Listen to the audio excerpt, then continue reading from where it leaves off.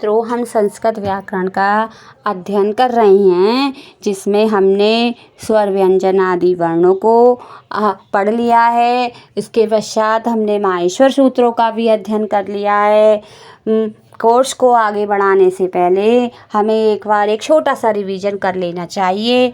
तो वर्ण जो है वो कितने होते हैं? वर्ण होते हैं 2, स्वर और व्यंजन। फिर आता है कि स्वर कितने होते हैं? स्वर 3 होते हैं, ह्रस्व दीर्घ प्लुत।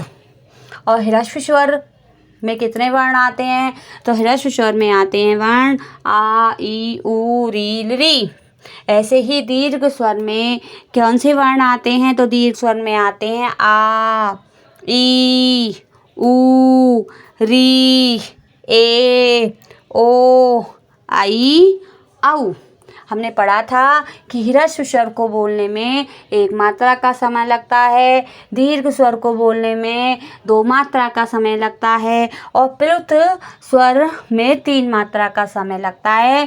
इसकी पहचान होती है कि इसमें 3 की संख्या लिखी होती है। जैसे ए, तो इसमें 3 की संख्या लिखी हुई, यानी कि इसको लंबा खींच कर बोलना है। इसमें तिगुना समय लगेगा। आ, ऊ, री आदि। अब हम देखते हैं व्यंजन कितने होते हैं। तो व्यंजन हमने पढ़े थे कि व्यंजन 4 होते हैं। सबसे पहले स्पर्श व्यंजन, दूसरे नंबर पर अंतस्थ, तीसरा ऊष्म व्यंजन और चौथा हमने व्यंजन पढ़ा था मिश्रित व्यंजन, जिसको संयुक्त व्यंजन भी कहते हैं, क्योंकि वे 2 स्वर वर्णों के मेल से बनता है। अब स्पर्श व्यंजन कौन सा है? तो हमने पढ़ा था कि स्पर्श व्यंजन 25 होते हैं, जो क से लेकर मैं वर्ण तक होते हैं और जो 5 वर्ग में आते हैं, कवर्ग, चवर्ग, टवर्ग, तवर्ग, पवर्ग, इनके अंतर्गत जो शामिल होते हैं। ऐसे ही अब हम देखते हैं कि अंतस्थ व्यंजन कौन से होते हैं। तो अंतस्थ व्यंजन जो होते हैं वो यड़ प्रत्याहार के अंतर्गत आते हैं।